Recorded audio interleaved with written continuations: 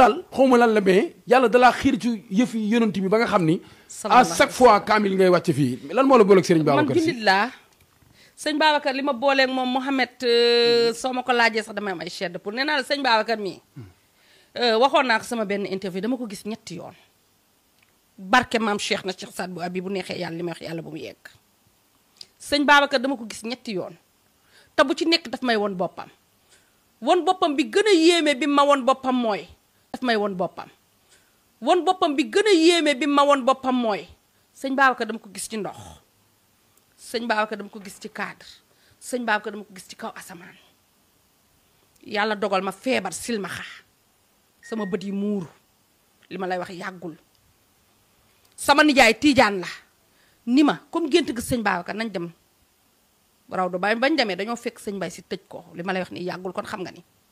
ma toog ci bunt bi ñaan li may ñaan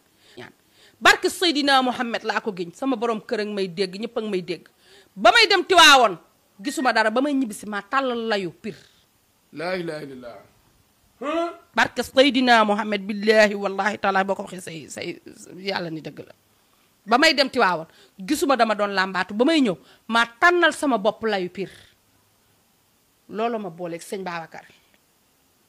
te fu ne dem nañ fa ñàkk naa ci ay millions def rajo def scanner ma dem raw du sëñ Babacar julli fa ñaari rakka ñaan ba may dem gisuma dara ba may ñibbisi ma tànn layu jërëjëf xam nga mbir mi ku ko dund lañ ko mën a laaj mu wax ci wallaay dëgg la ndeysaan ku ko dundul mënuñu koo laaj man ku ne xam ne man taalibe Cheikh na Cheikh Saad bu laa te noonu nga mel fépp gaw ma lu dul yàlla ak yonent bi ak Cheikh na Cheikh Saad bu waaye këru kilifa diina yépp dama leen a bëgg ndeysaan damaa bëgg waa Tiwaawoon bëgg waa Touba